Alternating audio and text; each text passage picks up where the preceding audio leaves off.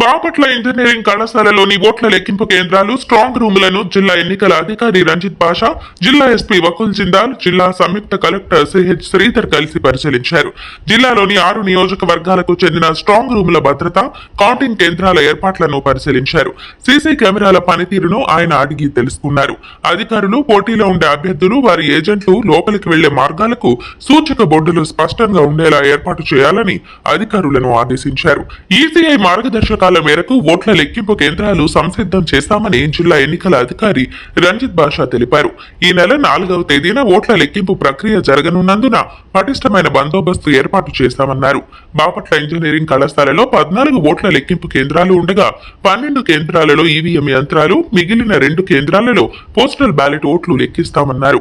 Official communication, public communication, media సెంటర్లను ఏర్పాటు చేస్తామన్నారు.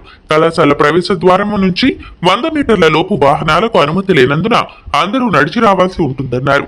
వాహనాలకు పార్కింగ్ జోన్ సిద్ధం చేశామన్నారు. బ్యారికేడ్లు ఏర్పాటు వంటి ముందస్తు జాగ్రత్తలు తీసుకున్నామన్నారు. మొబైల్ ఫోన్లు, ఎలక్ట్రానిక్ డివైజులు లోపలికి అనుమతించేది లేదని స్పష్టం చేశారు. ఓట్ల లెక్కింపు అధికారులు, సిబ్బంది ఉదయం 5 గంటలకు కౌంటింగ్ కేంద్రాలకు చేరుకోవాలన్నారు. జిల్లా రెవెన్యూ అధికారి సిహెచ్ సత్యబాబు, అదనపు ఎస్పీ విఠలేశ్వరరావు, ఆర్ఓలు తదితరులు పాల్గొన్నారు. ఇక్కడ నుంచి మళ్ళీ ఇంకొక 50 మీటర్లు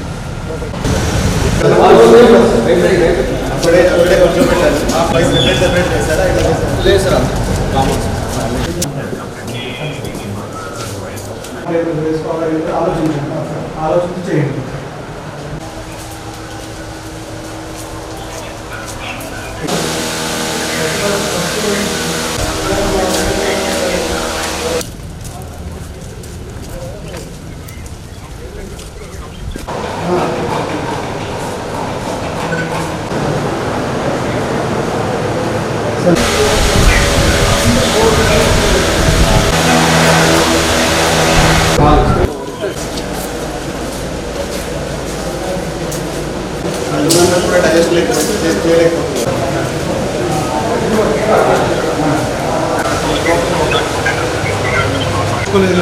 ఈ ఖర్చులు వాళ్ళు చేశారు చూడండి, వాళ్ళకి కనిపించాలి కదా ఉంటే. సో 4వ తేదీ కౌంటింగ్ సంబంధించి అన్ని ఏర్పాట్లు ఇప్పటికే కంప్లీట్ చేయడం జరిగింది. సో కౌంటింగ్ సంబంధించి ఇక్కడ బాపట్ల ఇంజనీరింగ్ కాలేజ్ సెంటర్లో టోటల్గా 14 కౌంటింగ్ కేంద్రాలు, కౌంటింగ్ హాల్స్ ఉన్నాయి.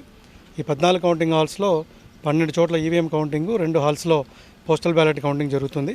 సో దాదాపు అన్ని ఏర్పాట్లు పూర్తయిపోయాయి. ఇక్కడ అలాగే అఫీషియల్ కమ్యూనికేషన్ రూమ్స్ అన్ని కూడా ఎస్టాబ్లిష్ చేసాం.